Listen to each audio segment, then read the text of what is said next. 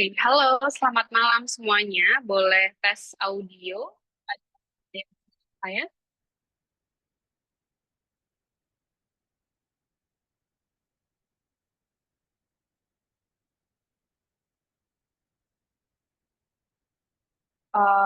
Bisa dengar saya? Kalau misalnya bisa, mungkin bisa respon lewat chat. Oh, oke, thank you so much. Oke, karena di sini hujan deras ya, jadi makanya saya takut audionya agak terganggu. But welcome buat teman-teman yang sudah masuk. Jadi sekarang sudah jam 7. Jadi memang untuk webinar kita start dari jam 7, tapi karena masih ada teman-teman yang belum join, kita tunggu sampai jam 7 lebih 5 ya. All good, Kak. Tidak harus open cam kok untuk di sini. Oke, sambil menunggu kita start jam 7.05 ya.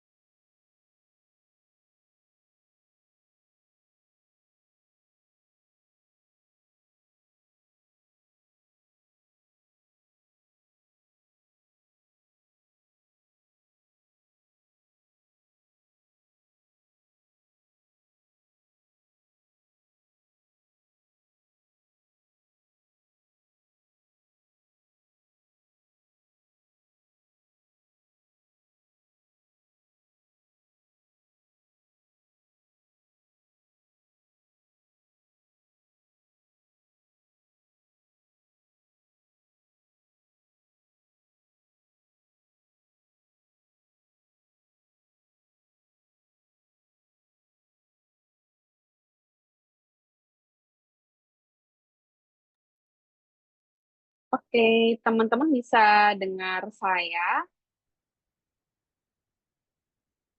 Oke, yang bisa dengar boleh di thumbs up ya. Bisa nggak? Oke, all good, thank you.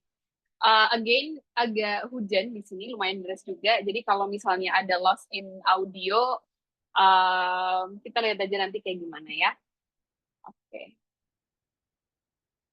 Alright, kalau gitu, sebenarnya we have a lot of participants today.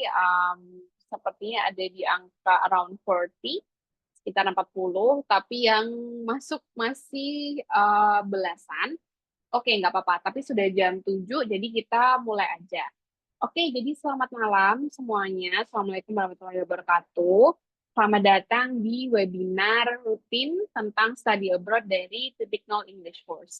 Oke, jadi untuk hari ini mungkin teman-teman sudah tahu ya, sesuai dengan poster yang sudah tersebar dan mungkin teman-teman udah baca juga dan akhirnya join ke grup WhatsApp-nya. Oke, jadi hari ini bahasan kita adalah tentang cara bikin motivation letter nih untuk ke kampus. Jadi ini agak unik. Kalau biasanya kita bahas tentang beasiswanya, sekarang kita bahas cara masuk ke kampusnya. Oke, now, alright. Kalau misalnya nggak kenal, nggak tahu.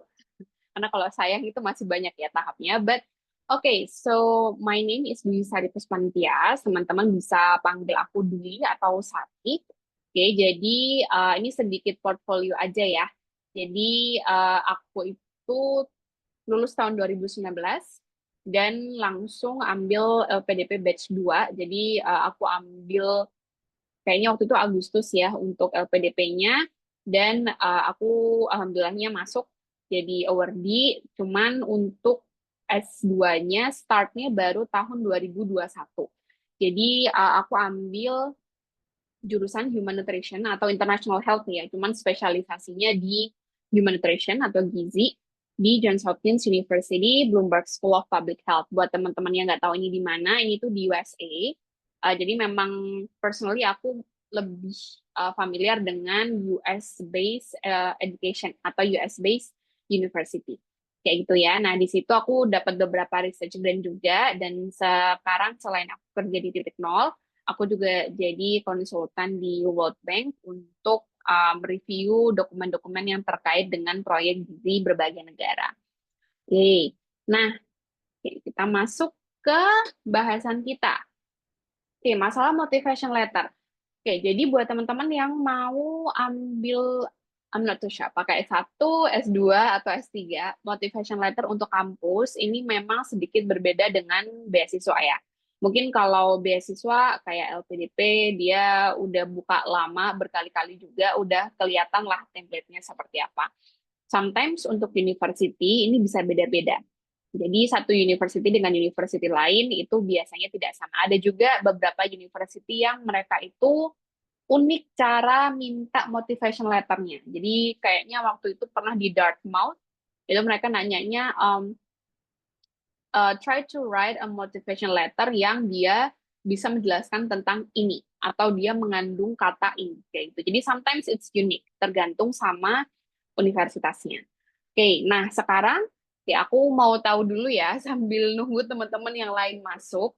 Oke, di antara 13 orang, kalau sama saya kan berarti 14 ya. So, oke, 12 sampai 13 orang di sini mungkin ada yang udah tahu mau ke universitas mana, mau daftar ke universitas mana, mungkin bisa share di chat, atau angkat tangan juga boleh, atau mau unmute, ada yang mau share? Ada yang mau share nggak? Oke, aku tunggu beberapa saat. Mungkin kalau malu-malu dikit, boleh share di chat. Kali aja kalian bisa tanya-tanya sesama yang mau ke kampus yang sama. Kayak gitu. Oke, ada yang mau ke OSI. Oke, yang lain?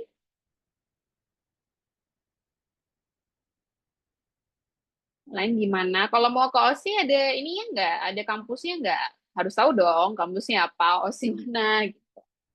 Oke, yang lain mungkin sambil aku tunggu.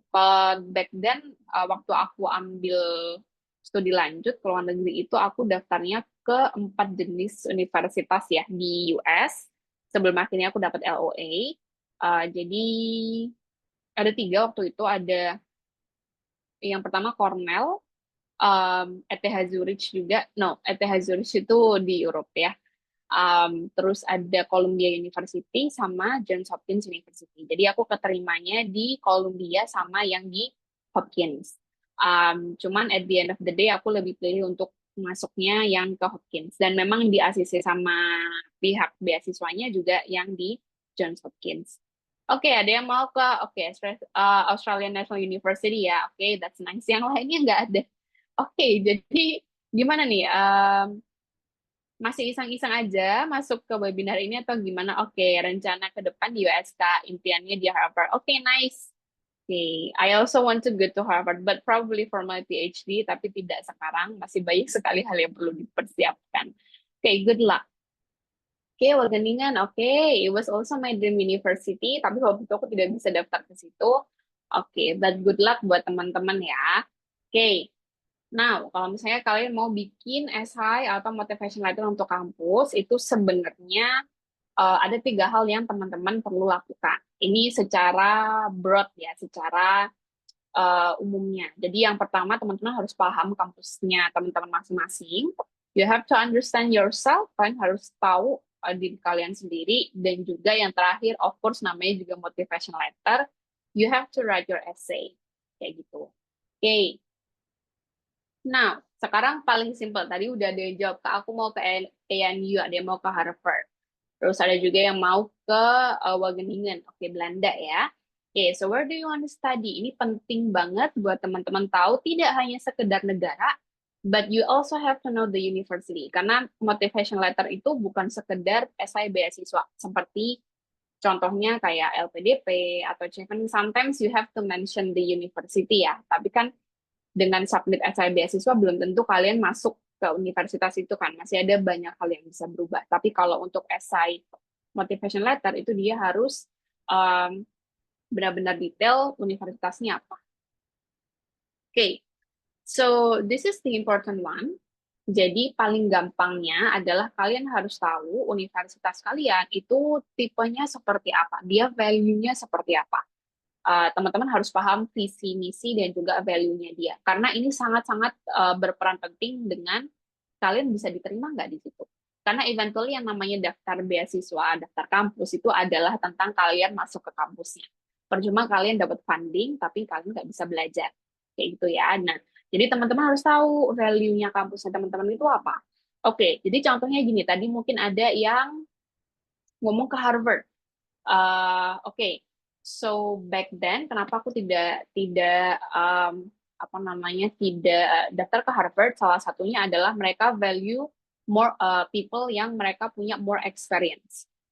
Sedangkan pada saat itu posisiku adalah fresh grade. Nah, jadi kayak oke, berarti aku harus backup nih. Aku harus cari yang lain. Kayak gitu misalnya. Ada juga kalau misalnya untuk PhD buat teman-teman yang mungkin mau S3, ada beberapa universitas yang mereka itu nge-value orang yang punya banyak publikasi.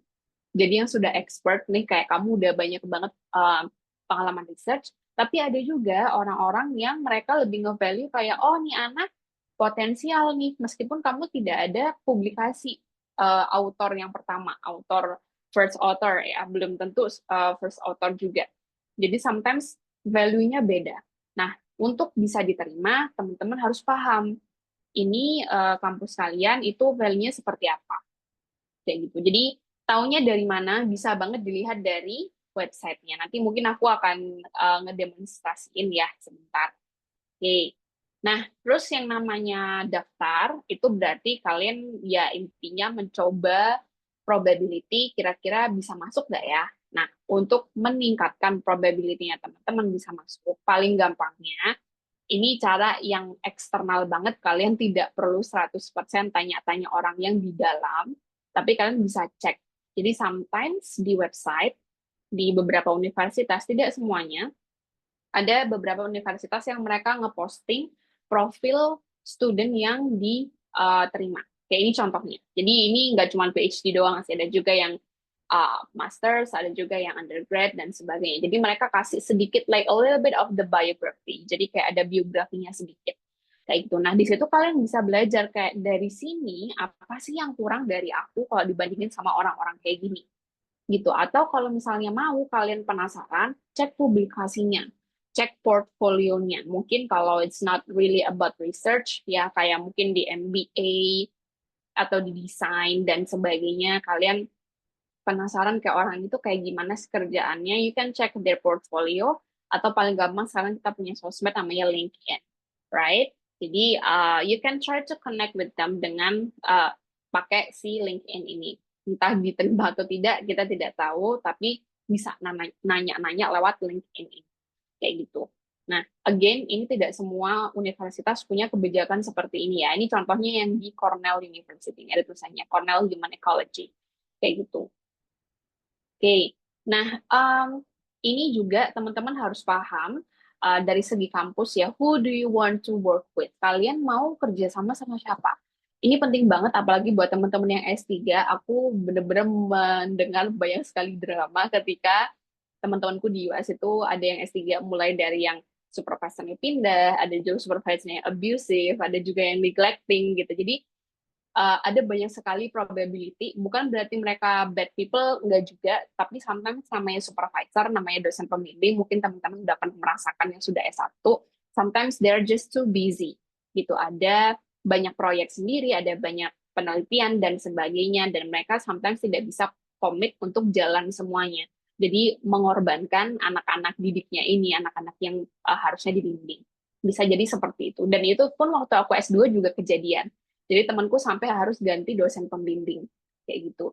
Jadi pastikan kalian minta dibantu atau tahu pengennya mau dibimbing sama siapa dan dengan orang yang tepat kayak gitu. Oke, dan ini penting juga, what do you wanna be? Kalian bisa lihat dari websitenya kampus. Ini sebenarnya penting banget kalau kalian pengen tahu. Oke, so personally aku tidak akan menjawab administrative questions karena sesimpel kayak kalau kalian pengen tahu universitas kalian itu seperti apa, kalian hanya harus buka-buka websitenya. Itu PR-nya teman-teman. Dan menurut aku pribadi itu adalah seleksi alam. Semakin kalian tidak membaca, semakin kalian tidak tahu informasi yang bagus di situ. Kayak gitu. Kak, kalau misalnya yang di website nggak ada, gimana? You have to ask. Ada, pasti akan ada CP-nya, karena itu adalah kerjaan mereka. Ada orang yang di-assign untuk specific position, memang untuk membantu anak-anak yang bingung nih, ini sebenarnya kampus maunya apa, aku harus ngapain, aku harus ngumpulin apa. Memang mereka ditugaskan seperti itu.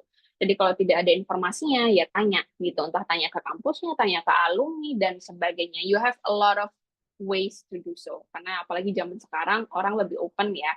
Oke, nah ini contohnya kalau dari segi karir, ini aja kelihatan gitu. Kayak oke, nanti kalau misalnya kalian graduate nih, dengan gelar ini, kalian bisa jadi apa aja.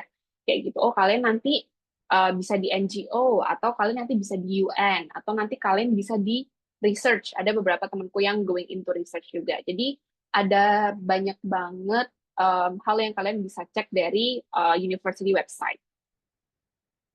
Nah, sekarang teman-teman harus you have to reflect on yourself. Where are you now? Teman-teman sekarang posisinya sudah di mana? Kayak gitu. Nah, ini ada beberapa list pertanyaan. I guess ada 4 part atau 5. I forgot. Teman-teman bisa tanya ke diri teman-teman sendiri. Kayak untuk masuk ke S2 dan S3 apalagi itu berat, atau mungkin S1 ya. Cuman sometimes S1 itu kadang masih ada escape-nya, karena kalian mungkin bisa apply untuk exchange student gitu kan, atau mungkin transfer kredit dan sebagainya. I'm not too sure dengan PhD, tapi yang jelas kalau misalnya itu sudah lebih dari 3 tahun, kalian harus pastikan bahwa you are passionate about it. Kalau nggak gitu, itu torture banget. Karena aku 2 tahun aja udah kayak capek banget, capek mental. Aku suka belajar di situ, tapi capek mentalnya itu luar biasa. Kayak gitu. Oke, so kenapa kalian passionate tentang itu? Gitu kan. Terus sejak kapan sih you are passionate about, misalnya kalau di aku, sejak kapan sih aku passionate tentang nutrition? Dan nutrition pun ada banyak cabangnya. Kalian mungkin teman-teman udah nggak asing lah dengan mungkin gizi yang ada di rumah sakit atau gizi klinik ya. tahu food safety juga. Sekarang ada juga yang di kesehatan masyarakat, ada juga yang di gizi olahraga. Sukanya yang mana? Terus aku mau jadi apa? Kayak gitu. Ada nggak sih sesuatu yang bikin aku yakin bahwa oke, kayaknya aku suka nih kerjaan gizi. Nah, jadi teman-teman harus paham tentang dirinya teman-teman sendiri. Oke. Sama yang kedua, coba dicek. Karena otomatis ketika kalian bikin motivation letter, itu harus align dong, gitu kan. Agak susah ketika kita bikin yang namanya cross major motivation letter. Bukan tidak mungkin, but you need more additional resources, entah itu dari professional work experience dan sebagainya. Jadinya intinya pekerjaannya itu lebih banyak kalau kalian mau cross major. Bukan berarti tidak mungkin ya. Oke, ada nggak sih relevan academic achievement atau project misalnya? Kalau misalnya work atau volunteer experience, ada nggak? Kayak gitu. Apakah mungkin aku punya skill yang unik yang aku bisa tawarkan ke bidang ini? Gitu kan? Apakah ada challenge gitu kan that I've overcome yang ternyata ini tuh menunjukkan bahwa aku sangat berdedikasi nih ternyata di bidang ini. Nah, jadi teman-teman bisa cek-cek lagi kayak ini jawabannya apa gitu. Dapat nggak sih yang kayak gini? Oke. Baru setelah itu cek juga timingnya. Ini penting juga sama seperti ketika kalian bikin essay beasiswa. Kenapa, why is this that? Kenapa harus sekarang banget? Kalau buat yang mau S2 atau S3, kenapa harus sekarang banget buat S2 atau S3? Oke, how does this program fit into my overall career path? Dulu, aku maunya jadi dosen. It was way back. Aku mikirnya habis S1, S2, S3 jadi dosen. Pretty simple. Tapi ternyata ketika aku selesai lulus S2, kayak mindset aku tuh kebuka gitu loh. Kayak aku merasa, oh sempit banget kalau misalnya aku berpikir bahwa masa depanku tuh hanya untuk jadi dosen. Kayak, jadi aku mau explore dulu yang lain, baru mungkin aku akan ambil PhD. Nah, jadinya sekarang aku explore-nya di UN, gitu kan, di PBB, gitu kan, terus di World Bank juga, um, dan lagi di startup juga. So I explore a lot of possibilities kayak gitu. Nah, apakah ini baik atau buruk? It also depends on you. Karena apa yang aku lakukan sekarang, aku juga bahkan aku sampai sekarang masih keep in touch, masih berhubungan secara emang baik banget sama pembimbing akademik aku. Dan pembimbing akademik aku selalu bilang kayak kenapa kamu buru-buru untuk menentukan cita-cita kamu. Jangan buru-buru untuk ambil PhD, kecuali kamu tahu bahwa kamu suka banget sama research. Di mana aku belum dapat jawabannya. Jadi di situ aku tahu bahwa oke, kayaknya aku belum deh untuk PhD. Kayak gitu. Jadi ini teman-teman bisa reflect on yourself juga. Sekarang banget nggak sih aku harus melanjutkan studi? Kayak gitu. Kalau misalnya nih aku nggak sekarang, aku bakal kehilangan apa? Kayak gitu. Oke. Nah, terus kalian bisa reevaluate juga kayak kalau misalnya aku nanti masuk ke universitas ini, aku nanti akan ngebawa apa ke mereka. Jadi kita bilangnya simbiosis mutualisme ya, nggak cuma kalian dapat what university can give you, tapi kalian kasih apa ke universitas. Misalnya, oh kalau Indonesian, I don't know, probably introducing Indonesian food atau introducing Indonesian culture dan sebagainya. There are a lot of ways, tidak harus tentang food and culture, of course kalian akan punya cara sendiri untuk mengenalkan itu, gitu kan? Atau ada any other personal or professional experience yang menurut kalian itu bisa meningkatkan chance kalian atau probability teman-teman akan diterima. Kayak gitu. What makes me excited or nervous studying at this university? Kenapa kalian excited buat contoh tadi, kenapa mau ke AN? Kenapa mau ke Melbourne? Kenapa mau ke Harvard? Jadi kalian bisa cek-cek dari situ. Okay, now how to create your essay. Ini kita mulai masuk ke intinya. Kalau kalian udah tahu universitasnya, kalian sudah tahu starting point-nya teman-teman di mana, kita bisa mulai untuk bikin esainya. Okay, so I know it's very cliche, but one thing for sure, esai yang baik tidak akan pernah ditulis hanya dalam satu malam atau hanya dalam satu minggu. Ya, jadi itu tidak mungkin. Bukan tidak mungkin, tapi probability-nya untuk kalian bisa mendapatkan esai yang ideal itu memang agak susah kalau terlalu di buru-buru bikin esainya. Karena kalian butuh yang namanya planning-nya, drafting-nya, harus di-revise juga, harus diedit dan sebagainya. Kayak gitu ya. Oke, now let's see. Oke, motivation letter sendiri, so it depends again. Ini tidak bisa di-generalisasikan. Aku bikin motivation letter untuk 4 universitas yang aku apply itu juga benar-benar apa ya, customize atau tertailor sesuai dengan universitasnya. Kalau misalnya Zurich misalnya dia minta 300 kata, ya aku hanya tulis 300 kata. Ada yang minta 500 kata, ya aku biasanya 500 kata. Ada yang minta 250 kata, ya aku bikinnya 250 kata. So it's very customized, tergantung sama universitasnya. Jadi jangan sekedar copy paste, tidak bisa kayak gitu. Karena balik lagi, kalau kalian submit 500 kata padahal yang diminta 250 kata, itu pasti dari sistem ada kemungkinan besar dia error atau bahkan cut. Kayak gitu. Jadi hati-hati di sini. But biasanya kalau misalnya kalian mau coba upload, kadang ada yang di-upload, kadang ada yang kalian harus isi di sistem, itu usually around 400 to 700 words. Again, tergantung sama universitasnya. Teman-teman bisa cek-cek. Nah, motivation letter itu sebenarnya dia simple, dia dari segi struktur ya sama, kayak ada intro, ada body, ada conclusion. Pretty simple, tidak terlalu ribet-ribet juga, cuman ya bikin esainya aja sih yang kalian harus brainstormingnya lama, kayak gitu. Oke, jadi ini contohnya, misalnya introduction. Oke, why you're writing and your interest in the program, kasih sebentar, not sebentar, a little bit, terus dikasih body paragraf 1, body paragraf 2, body paragraf 3, dan juga conclusion. Kak, apakah ini fix? Of course not. Again, semua masing-masing universitas mereka punya requirement-nya masing-masing. Kalau mereka minta, I don't know, 1.000 kata, mungkin ini make sense. But how about 250? Kalau mereka cuma minta 250 kata atau 500 gitu kan, there are a lot of things that you have to cut. Mungkin ada beberapa hal yang kalian harus pendekkan kayak gitu. Nah, itu perlu di-reconsider lagi. Oke, sekarang kita masuk ke introduction. So I will give you some examples dari beberapa universitas Ivy Leagues. Karena kebetulan aku di US base ya. For those of you who want to go to Aussie atau mungkin Netherlands, mungkin ini bisa jadi contoh juga gitu ya untuk bikin motivation letternya teman-teman.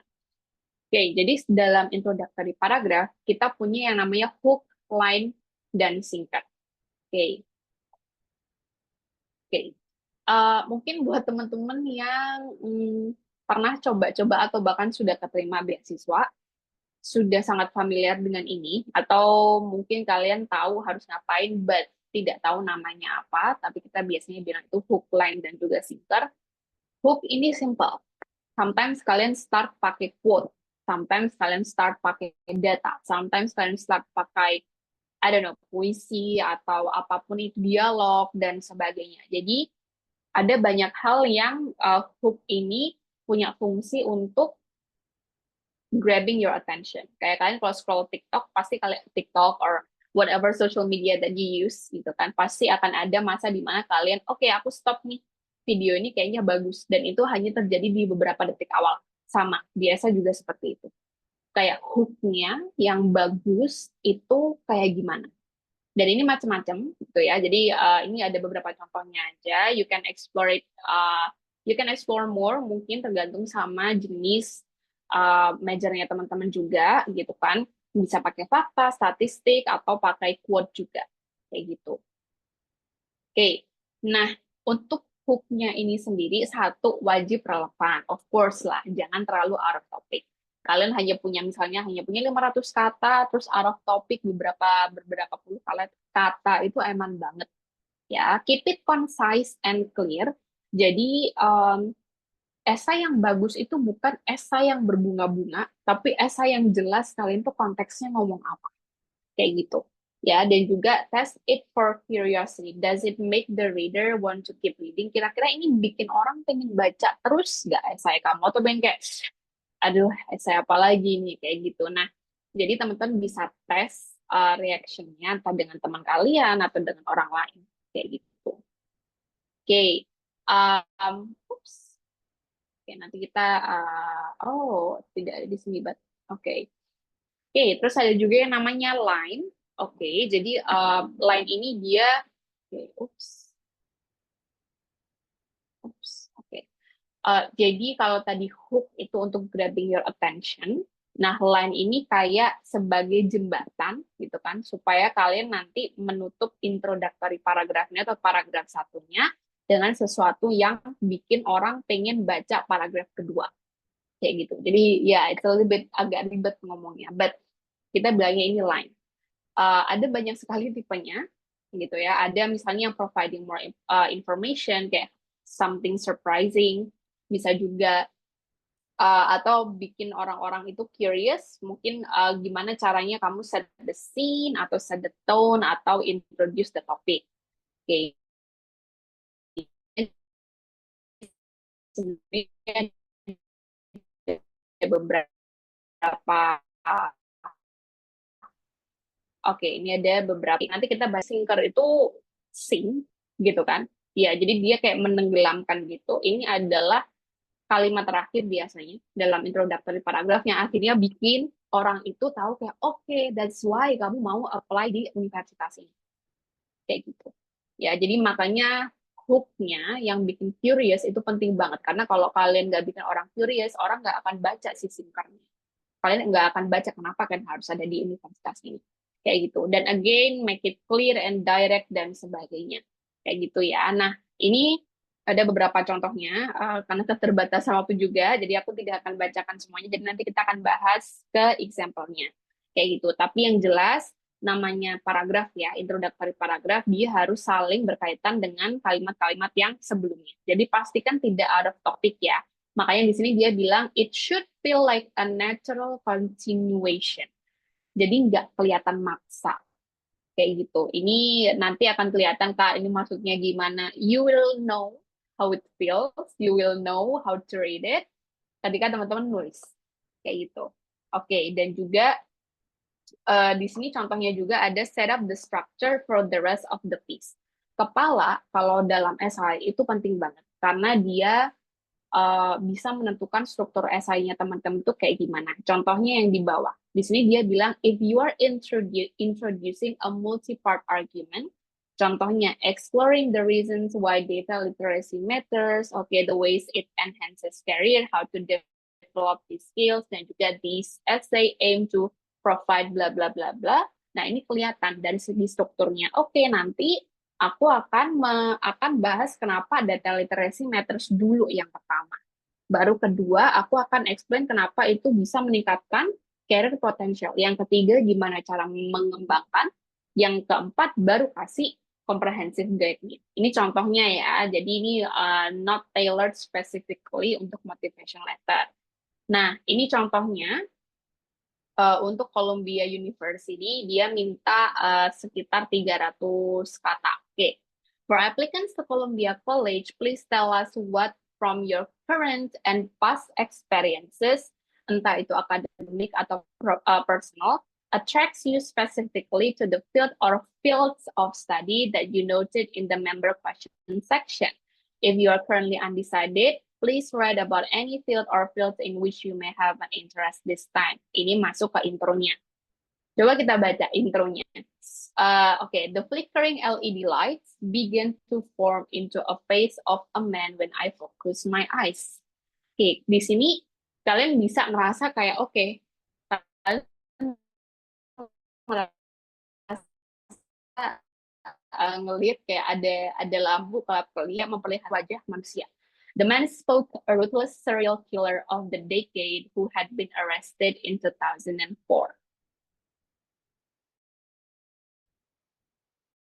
Oke, dia cerita mentioning of the case. Ini kayak menceritakan story, gitu kan? I curiously tuned in. Oke, aku kayak pengen tahu nih. Oke, aku jadi menyimak ini, wondering who he was to speak of such crimes with concrete composure and knowledge. Later, he introduced himself as a profiler. Jadi di sini kelihatan, ya. Later, he introduced himself as a profiler named Pyo Chang-won, and I watched the rest of the program by myself without realizing that my parents had left the country. It's very simple. Ini bukan yang kayak, oh aku akan mengubah dunia or whatever. It's very simple. Jadi ini personal experience, gitu kan. Di sini FYI aja mungkin buat teman-teman yang pengen tahu ini esai tentang apa sih Kak. Jadi ceritanya dia mau ambil major psychology kayak gitu. Nah, dia tertarik dari psychology itu dari mana? Ya dari ketika dia ngelihat si profiling ini, criminal profiler kayak gitu. Dari situ dia mulai tertarik tentang ya criminology termasuk lebih ke psychology kayak gitu. Oke, terus ada juga yang di sini, my reason, dia langsung to the point, ya. Ada juga yang kalau ini kan kayak dramatis, kayak berasa kayak nonton film gitu kan, kayak big movies. Ada juga yang this one is very simple tapi very personal. My reasons for wanting to be a doctor are very similar to why most people choose their career path. Simple. Kenapa aku pengen jadi dokter? I want to make things fairer. Okay, people such as social workers are out to help make the world a little less unjust. Pasti akan ada personal touch-nya. Coba kalau teman-teman cek, nah di situ udah mulai masuk ke my aunt. My aunt was a great this one ya. I'm not too sure if we can see it. Oopsie, but I think yeah, this one. Okay, my aunt was great artist and loving mother before she developed severe schizophrenia. Mulai masuk ke personal background. She now locks herself in her house for weeks at a time and remains isolated from her family. My friend Eric, nah ini dia menjelaskan kenapa sih dia pengen jadi dokter, who was once in his school's varsity basketball league, cannot play his senior season. Oke, jadi sebenarnya dia punya teman namanya Eric gitu kan, dan dia main basket. Oke, tapi dia waktu naik kelas, jadi mungkin kalau di high schoolnya US itu ada yang namanya, jadi agak beda ya sama Indo. Kalau kita kan tiga tahun junior, 3 tahun senior kan. Kalau di sini dia high schoolnya 4 tahun. Jadi senior itu, if I'm not mistaken, adalah yang tahun terakhir, tahun keempat. If I'm not mistaken ya. His senior season because a car accident left him nearly paralyzed. Oke, ini temannya si Eric. Terus ada juga temannya yang namanya si Vince. Oke, my friend Vince's depression has stripped him of his will to live. Oke, ada yang depresi banget, gitu kan? Udah pakai medikasi, udah pakai obat, udah ke psychiatrist, gitu kan? Tapi at the end of the day, di sini dia bilang spends most of his days aimlessly lying in bed. Ujung-ujung dia cuma tiduran aja di kasur. While I try very hard to cheer him up by talking to and entertaining him, I'm deeply concerned dan sebagainya. Gitu. Terus dia bilang bahwa oke, this trend is something that I'm seeing almost everywhere dan sebagainya. Jadi dia kasih personal background. Oke. Tunggu. Oke. So that's why kalau mungkin teman-teman ada yang penasaran Kak, motivation mungkin ya yang ke orang lain dan sebagainya. Motivation letter can be sometimes very sensitive, tergantung sama yang ngebaca juga ya, yang nulis juga apakah menurut mereka itu sensitif atau tidak. Ada yang back then aku pernah ngoreksi juga, ada yang dia dari orang tuanya meninggal, orang tuanya sakit dan sebagainya. So menurut saya just in case kalau misalnya teman-teman mau minta contoh draft motivation letter dan orang yang menolak, itu bukan berarti mereka jahat ya, tapi there's something that are very personal kayak gitu. Jadi ada beberapa yang personal aja dan mungkin mereka tidak nyaman untuk sharing dengan teman-teman. Jadi bukan berarti mereka pelit. Oke, nah sekarang kita masuk ke body paragrafnya. Oke, body paragraf itu biasanya kita di sini ada 3 komponen sih. Oke, jadi yang pertama, oke, motivasinya teman-teman apa? Tapi yang lebih ke profesional ya. Kalau tadi kan lebih ke background-nya, kayak pengalaman yang dulu banget yang sangat mengesankan. Nah, sekarang yang related. Contohnya kayak project, internship, atau volunteer. Kayak gitu. Coba cek kapan sih atau pada saat apa teman-teman melakukan ini. Jadi start with the initial spark or key event. Contohnya kalau misalnya aku tuh dapat spark-nya pada saat aku melakukan community empowerment, karena pada saat itu aku juga jadi award di Best One Jarum ya, beasiswa Jarum, Jarum Beasiswa Plus, tahun 2017-2018, if I'm not mistaken, masih udah lama banget. Terus ada salah satu projectnya yaitu community empowerment, dan di situ aku suka nih, gitu, kita berbicara tentang nutrition, food system, kita bikin produk tentang makanan dan sebagainya, and I like it, kayak gitu. Jadi itu yang aku bawa. To explain how this experience led to a deeper interest or understanding. Kayak gimana caranya si experience ini bikin kalian paham tentang deeper meaning-nya atau deeper understanding tentang field yang kalian mau studiin atau kalian mau the major that you want to pursue, kayak program yang kalian mau pelajari. Kayak itu. Describe the ways you Oke. Ini agak-agak untuk si airport-nya. Oke, and then you also have to describe the ways you actively pursue this interest. Jadi nggak cuman kayak, oke, I'm interested in XYZ. Tapi kalau nggak ada bukti nyatanya, how would I know? Gitu. Gimana caranya kita bisa make sure bahwa kalian beneran interest ke situ, gitu. Bukan sekedar cuman di kata-kata aja. Kayak gitu, ini contohnya. Ya, saya juga agak lupa nih, ini potongan saya juga. Jadi dia bilang, okay, working on puzzles, very simple, has helped me gain focus, determination, and patience. I have learned to apply these qualities to every task I face. Dia menceritakan gimana caranya dia berbicara tentang scientific research, tapi dari pengalamannya dia main puzzle, kayak gitu. Nah, ini contohnya. Ada juga yang, oke, nanti kita akan bahas juga di paragraf 2. Oke, untuk yang paragraf yang kedua, di sini lebih ke highlighting your academic and professional background. Bisa juga ya. Jadi ada, kalau misalnya mungkin S2 berarti majornya S1. Kayak gitu, linear nggak? Atau mungkin working experience-nya linear atau tidak. Kayak gitu. Terus, jangan lupa kasih responsibility-nya kalau misalnya kalian bekerja atau achievement-nya kalau kalian kuliah kayak gitu. Apakah for example international conference atau menang lomba-lomba tertentu bisa juga ya. Oke, and explain what skills you gain and how this prepare you for further study. Memang dari S1 kalian dapat apa? Atau kalau dari lulus SMA dapat apa? Dari S2 kalian dapat apa? Kayak gitu.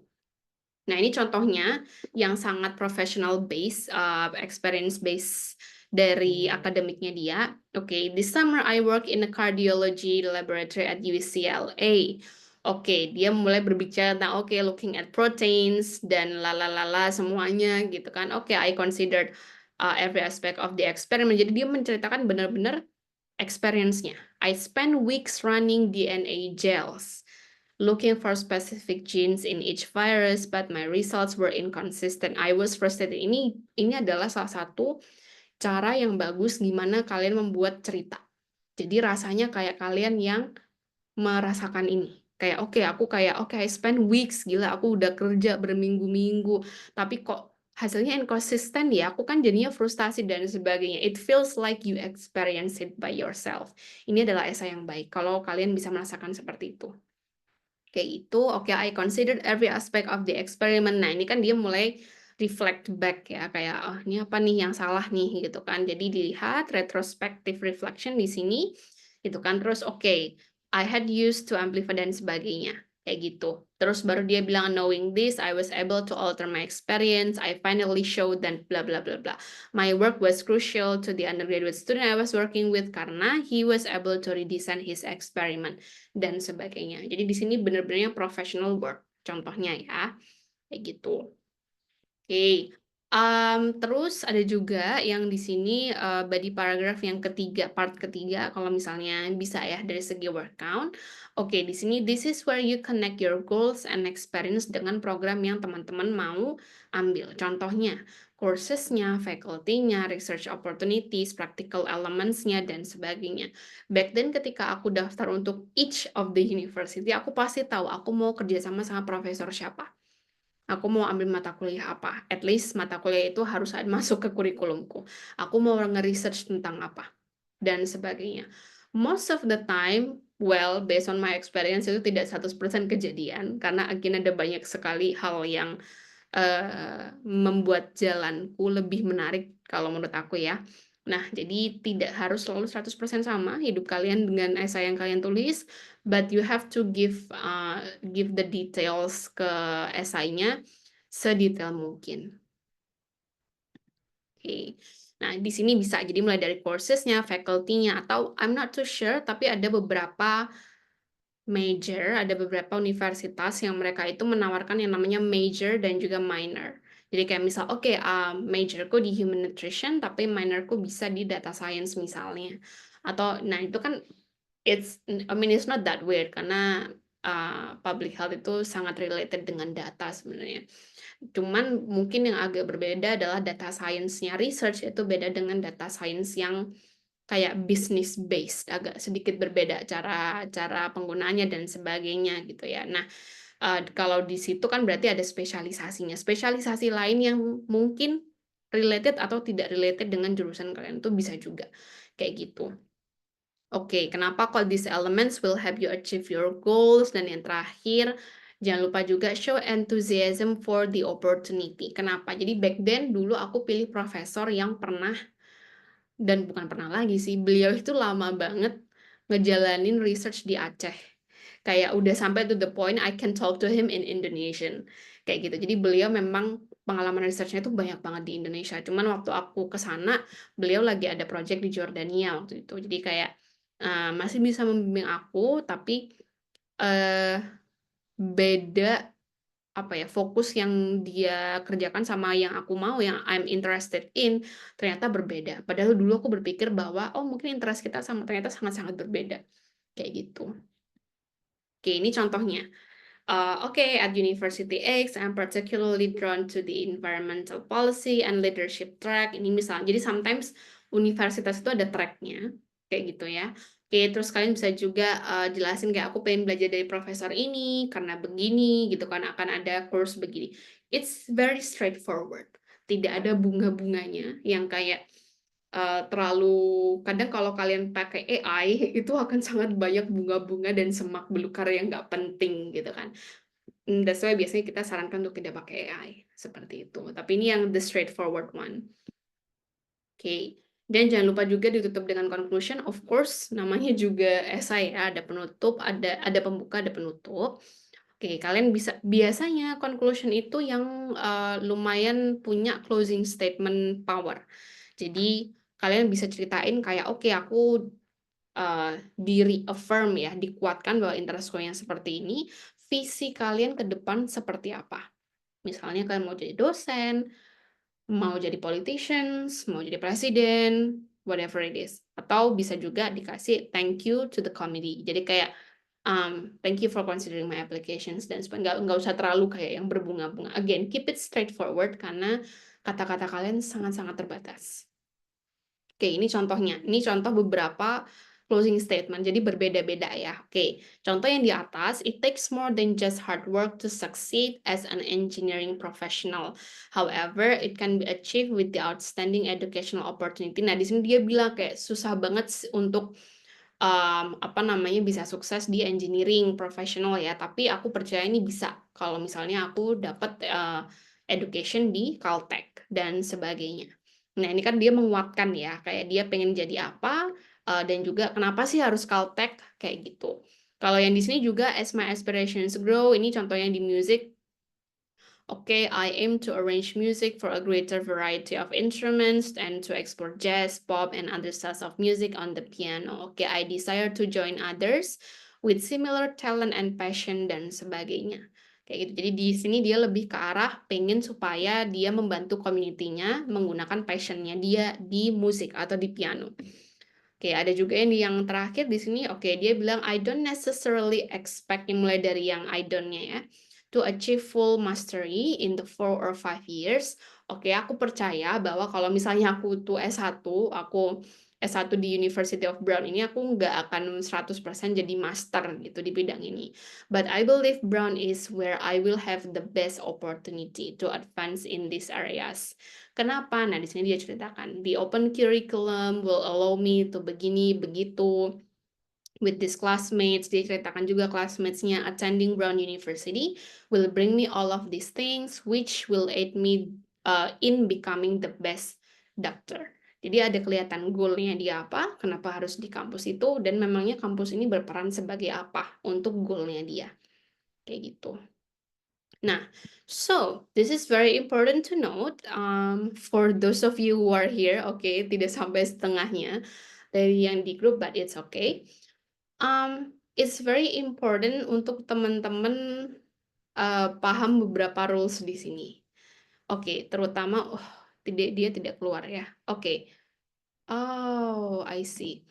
So I will probably show you the other one. Oke, jadi ini let me see. Aku akan coba pull up the slides mungkin dari PDF. Yep, hanya muncul di PDF. Right. Oke.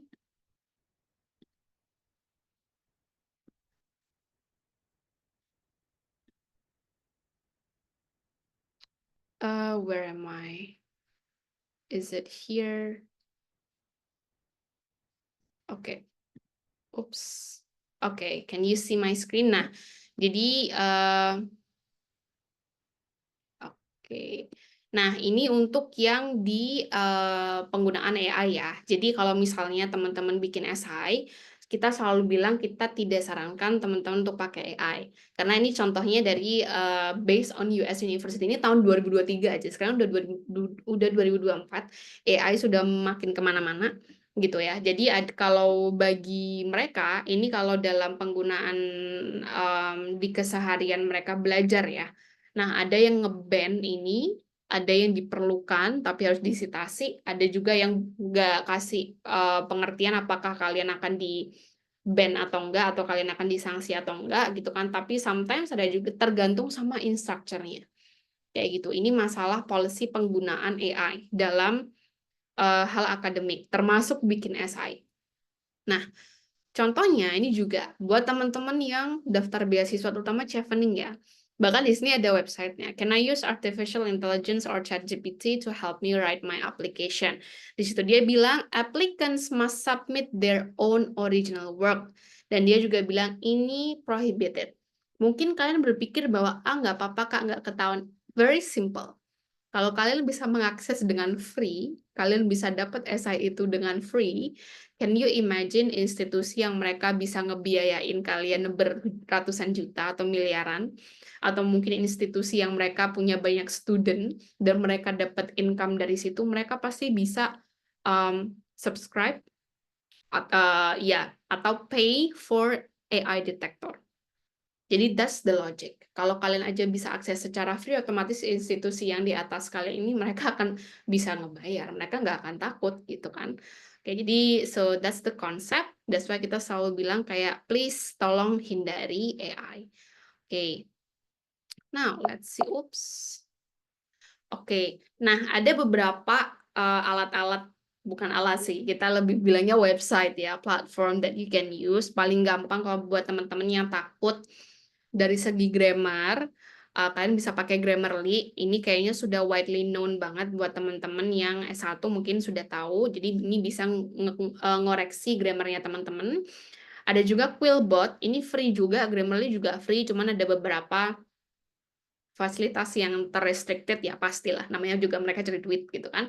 Ada juga konsensus. For those of you who want to go, I don't know, like pursue your PhD. Nah, ini bagus juga. Konsensus itu dia AI yang berkaitan dengan cari hal-hal yang berkaitan tentang literatur review, research gap, dan sebagainya. Dan yang terakhir ada Canva, just in case kalau misalnya kalian mau sedikit mendesain, dalam artian masih desain yang minimalis ya. Ya kalau misalnya saya teman-teman bisa diupload, bukan yang diketik di platformnya. Kayak gitu. Nah, so this is editing strategies. Sebenarnya aku tidak bermaksud untuk memasukkan materi ini, tapi based on what I read ini sangat-sangat bermanfaat banget gitu ya. Ini dari Canva-nya sendiri. Oke, teman-teman bisa mulai cek sebelum submit, itu mulai dari konten, structure, grammarnya juga, dari paragraf, dan sebagainya. This is very important. Mulai dari kontennya. Kebaca nggak? Kejawab nggak? Mereka mintanya apa? Kayak gitu. Ini yang paling penting ya, saya kalian menjawab atau nggak. Kalau esainya itu sama aja, kalian sama aja kayak nggak nulis esai, nggak menjawab pertanyaan apapun. Strukturnya jelas nggak, introduction-nya, conclusion-nya jelas nggak, atau paragrafnya ada yang ke mixed up. Apakah misalnya dalam satu paragraf kalian dapat satu main idea, misalnya kayak gitu, atau ternyata banyak main idea, ternyata idenya macam-macam kan dalam satu paragraf gitu. Kadang ada orang yang suka kayak gitu, jadi I'm not sure why, tapi ada beberapa orang yang suka bikin paragraf panjang banget, tapi campur-campur gitu loh idenya. Personally, saya akan tanya balik ke kalian, emang kalian suka baca paragraf kayak gitu yang nggak ada enternya gitu kan, apalagi yang messy banget. Jadi if you don't like it, gitu kan, jadi ya so act like you are the one who will read it, kayak gitu. Jadi selama kalian comfortable with it, ya harusnya aman, kayak gitu. Mulai dari sentencesnya juga gitu kan, apakah again terlalu banyak bunga, terlalu banyak semak-semak, apalagi kalau kalian pakai AI gitu kan. Terus vocabnya seperti apa? Apakah kalian mau pakai vocab again? Kalau dalam bahasa Inggris itu ada yang namanya tone of speaking and tone of writing ya. Jadi sometimes hal-hal yang berbau speaking itu tidak bisa serta-merta kalian masukkan di writing di ya esainya, karena writing language sometimes berbeda dengan speaking language.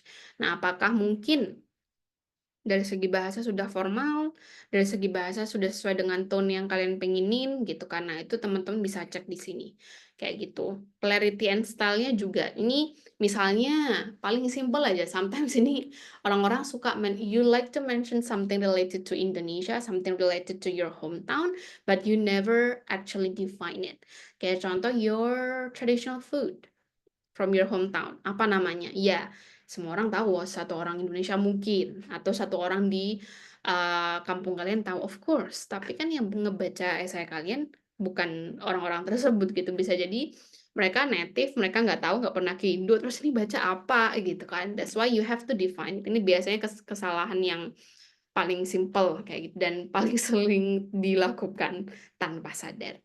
Oke, kalau dari bahasa Inggris bisa dicek spelling dan juga grammarnya. Jadi bisa perhatikan kalau dengan Grammarly biasanya akan terbantu, atau Microsoft Word juga kayaknya ada ininya ya, udah mulai ada typing suggestion-nya gitu kan.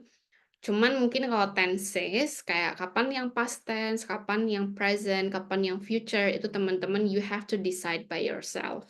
Kayak gitu. Makanya essay itu perlu dibaca berkali-kali. Jadi kalian kalau nanti apply university itu pasti akan mabuk banget karena there are a lot of things that you have to write dan read. Kayak gitu. Oke, sekian dari aku. Yeah, it's almost 8 o'clock. Okay, do you have any questions? Oh, I see. Tunggu. Before kita masuk ke Q&A, so I will show you something. Tunggu. Oh, okay. Let me see. Oke, jadi ini contoh aja ya. So I'm gonna use my university karena ini kayaknya yang paling fair. Oke, jadi untuk tahu tentang universitas teman-teman, kalian bisa lewat sini. Jadi kayak googling aja, misalnya Johns Hopkins University SPH. Kalau kalian mau ke Harvard, berarti Harvard apa School of Business atau ada juga yang ya public health juga ada, population health department dan sebagainya. Nah, di sini ada kelihatan gitu kan kayak ada bukan desktop apa homepage-nya kayak gitu kan. Oke, dan di sini kan ada banyak buttonnya ya, ada department, ada faculty, ada topics, ada semuanya like what I just said. Teman-teman yang keterima di universitas yang ada di luar negeri, mereka pasti pernah at least mereka bisa baca hal yang panjang dan banyak dan membingungkan. Jadi teman-teman harus train this habit kayak gitu. Semakin kalian tidak baca, karena tidak semua hal itu akan diterangkan. Kalau di US at least seperti itu. Kalian harus baca supaya tahu informasinya. Unless you want to make a fool of yourself kayak gitu, itu tidak disarankan. Nah, di sini kelihatan nih kayak oke, departemennya apa aja. Oke, ada departemen banyak, departemenku adalah Departemen International Health. Ini kelihatan kan kayak oke, di Departemen International Health ini ada banyak-banyak, ada about, ada programnya, research and practice dan sebagainya. Oke, ini programnya ada macam-macam, ada GDEC, Global Disease Epidemiology Control, Health System, Human Nutrition, ada SBI juga, ada degree-nya dan sebagainya. Misalnya kalau aku mau masuk yang ke Human Nutrition gini, nah oke, ada directornya. Nah, di sini ada faculty. This is where you can see orang-orang yang akan ngajar kalian tuh siapa. Oke, kayak gini. Nah, ini kan ada macam-macam nama. Kalau kalian bingung, Kak, terus aku harus gimana? Well, you have to click every single of them supaya kalian tahu kalian itu ternyata lebih apa namanya condong kemana kayak gitu. Nah, misalnya nih, ya aku klik Amanda. Di sini kelihatan ada research profile-nya, ngajar apa, kontak infonya bahkan ada. Kalau kalian mau kontakkan sama dia via email juga bisa. Research interest-nya juga ada.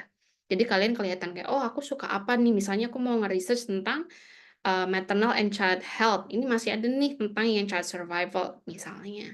Kayak gitu. Jadi disinilah kalian bisa ngepoin faculty-nya kalian. Apakah semua universitas punya ini? Depends.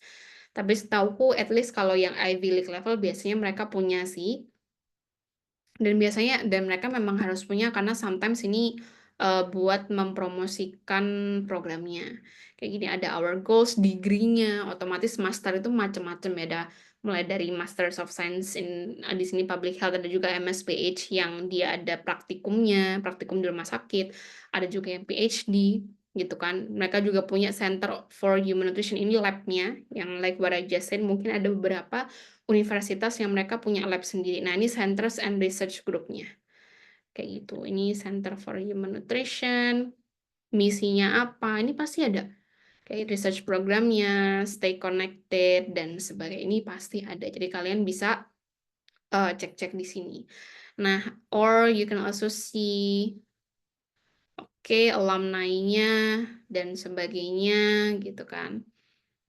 Atau bisa juga if you need more information, kalian bisa masuk ke contact us. Di sini pasti ada, nah, ada email-email kayak gini nih. BSPH. Nah, ini biasanya email untuk kepo-kepoin tentang hal yang kalian tidak temukan di department website. Atau kalau di sini berarti dia visit department website. Kayak gitu. Jadi memang harus ngeklik so many things. Terlihat membingungkan, tapi kalau kalian tidak mencoba untuk apa namanya ngeklik ini semua, you will not know, you will miss a lot of things juga kayak gitu. Oke, ini contohnya kalau dari kampusku. Jadi silahkan yang namanya website kampus dibuka-buka, because that's the use, itulah gunanya. Oke, any question sampai sini?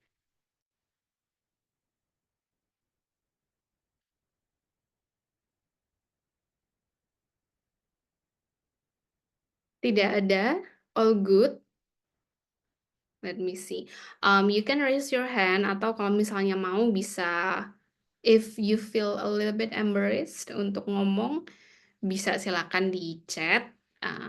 Okay, I probably will wait for a few seconds.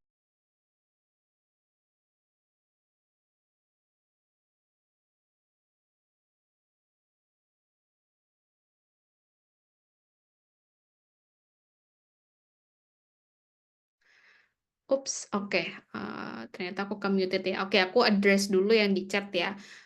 Personally, kalau dari titik nol, kita ada, this one.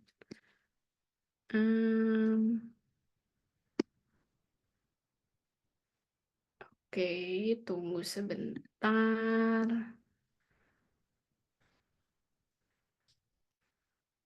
We have some. Tunggu.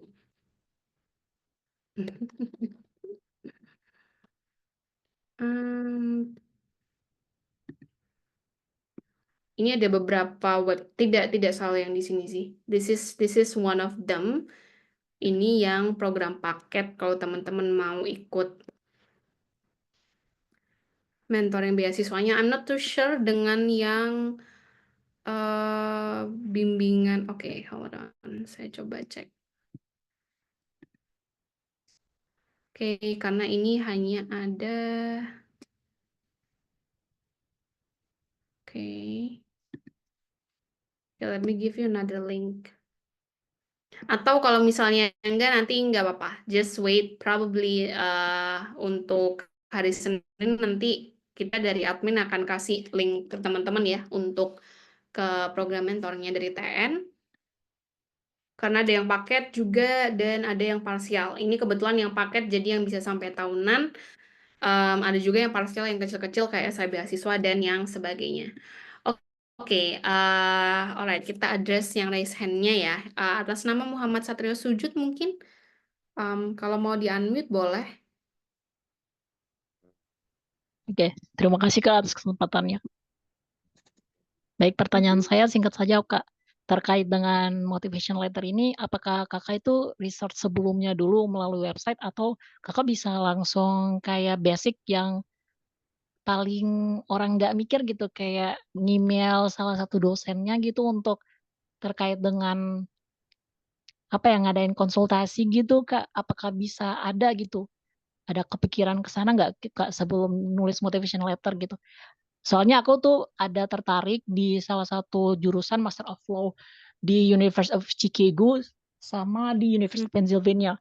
Namun Mhm. aku tuh lagi mikir nih Kak, terkait dengan apakah kita bisa tuh sebelum kayak miliki LOE kondisional apabila aku udah bisa ngecapai skor TOEFL minimum dan berkas-berkasnya aku udah lengkap itu, boleh nggak Kak kalau misalnya aku kontak salah satu dosen di sana untuk kayak nanyain sesuatu yang belum aku yakinkan gitu, yang nggak ada di, website resminya Kak? Itu aja sih pertanyaan aku. Tergantung sama, oke, thank you for the question. Tergantung sama pertanyaannya. Pertanyaannya base-nya apa? Kalau berdasarkan base administratif, lebih baik tanya ke akademik koordinator atau akademik administrator yang biasanya ada tulisannya contact us.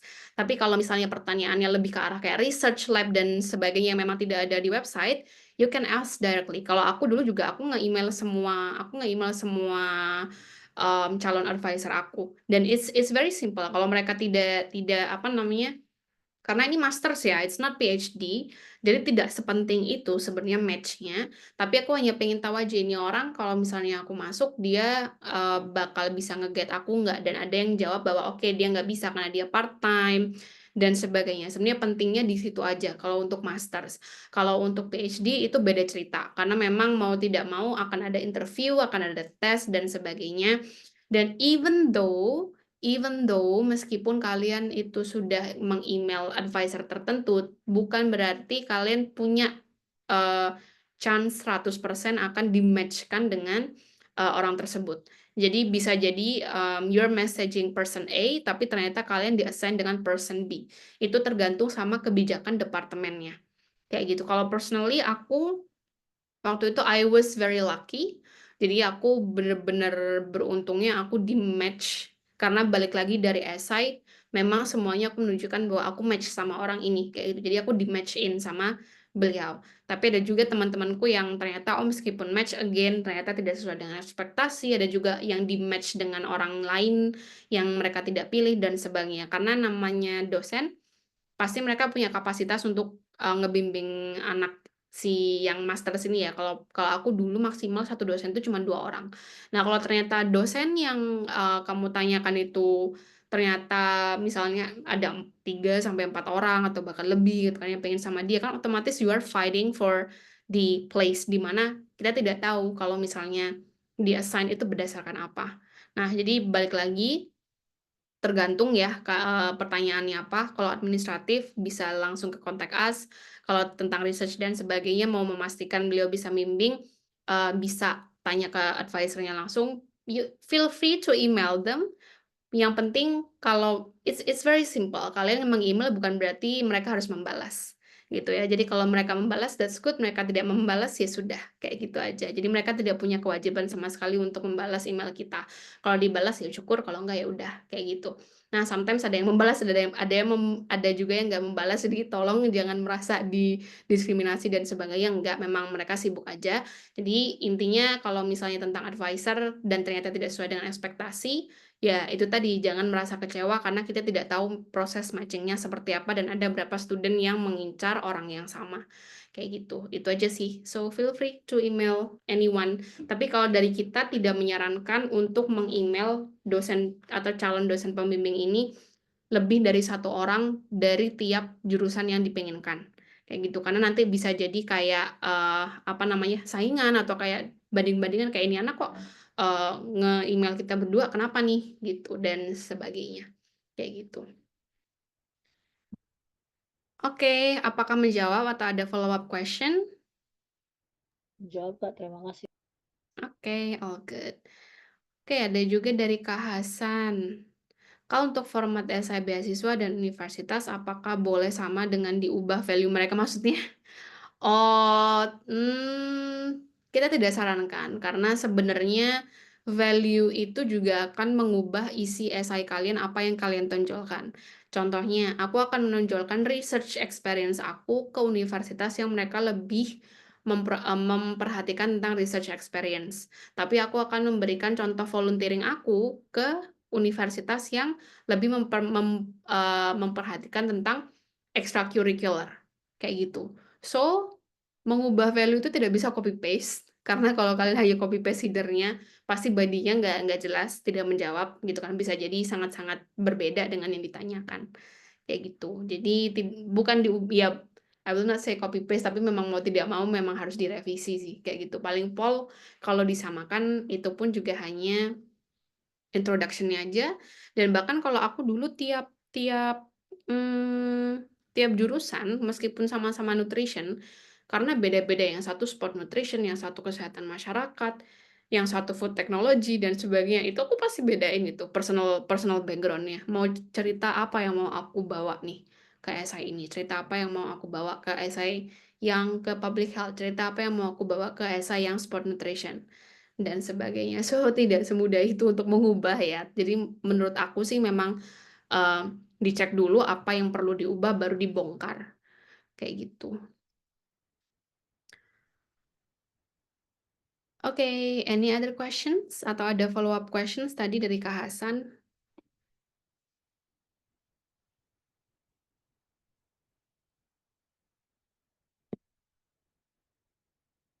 Oke, thank you. Terima kasih kembali, Kak. Gimana yang lain?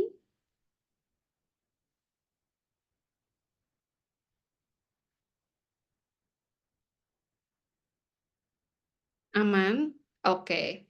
Or ada yang lagi nulis di chat? I'm not too sure karena kita tidak bisa lihat ya. Atau ada yang mau raise hand? Atau mau ngomong mungkin?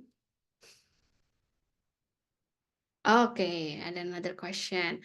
Apakah esainya bisa dikirim lebih dari satu universitas atau satu letter hanya untuk satu universitas? eh Biasanya satu letter memang hanya untuk satu universitas sih, karena balik lagi universitasnya pasti beda-beda value-nya. Beda-beda jurusannya juga. Kalau jurusannya sama, pasti nama universitasnya beda, value universitasnya beda. Jadi memang biasanya satu motivation letter itu untuk satu universitas. Kecuali kalau teman-teman sudah pintar untuk tahu mana yang dibongkar pasang, selama kalian punya contoh satu motivation letter yang bagus, nah kalian bisa ngubah itu sendiri kayak gitu. Tapi sometimes kebanyakan orang sukanya copy paste kan, atau kayak cuman bukan copy paste, kita bilangnya cuman ngerevisi nama universitasnya dan nama majornya atau nama programnya, padahal itu nggak cukup gitu kan, kayak kontennya juga harus dilihat ini relevan atau enggak kayak gitu. Nah, kalau misalnya teman-teman sudah expert di sini, udah paham mana yang dibongkar pasang, sebenarnya satu esai dengan format yang baik itu sudah cukup. Tapi kalau belum, ya balik lagi, harus menyediakan beberapa format. Oke, anytime. Gimana, ada pertanyaan lagi? Oke, what time is it? Oke, kita tunggu sampai jam 8.15 ya.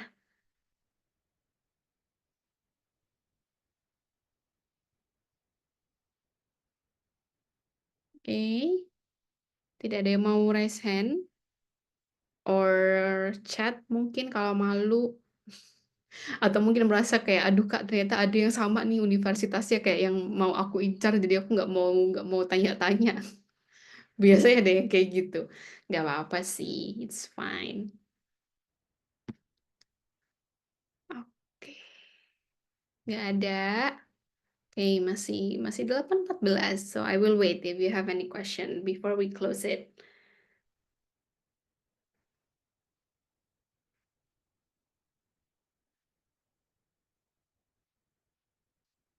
Nope, aman. Oke, sekedar reminder juga ya buat teman-teman yang hadir di sini. Boleh silahkan di-rename Zoom-nya sesuai dengan teman-teman daftarnya pakai nama apa. Karena spoiler aja sedikit, karena teman-teman akan dapat voucher dari kami dan bisa digunakan untuk, I don't know, mungkin buat proofreading esainya teman-teman atau yang lainnya. Kayak gitu. Jadi ya, make sure you rename your Zoom. Jadi kita bisa nge-cross check ya, oke ini orangnya yang mana. Jadi nanti tinggal kita hubungin dan kita kasih vouchernya. Oke, ini ada yang iPhone, ada user gitu kan, kita nggak tahu ya namanya siapa. Kayak gitu. Oke, since there's no other question, kalau gitu saya tutup aja. Thank you so much, terima kasih buat teman-teman yang sudah hadir. Oke, ini waktunya weekend ya, tapi teman-teman malah ngedengerin webinar. Oke, that's good. Oke, I like your motivation. Oke, jadi buat teman-teman nanti recordingnya akan kami kirim hari Senin, jadi mohon ditunggu aja karena admin tidak kerja di hari Minggu ya, jadi silakan ditunggu hari Senin beserta materinya juga kami akan kirimnya hari Senin. Jadi mohon ditunggu buat teman-teman yang mengincar materinya. Oke, thank you so much buat teman-teman yang sudah hadir. Semoga webinarnya bermanfaat. Happy weekend dan webinarnya saya tutup ya. Wassalamualaikum warahmatullahi wabarakatuh.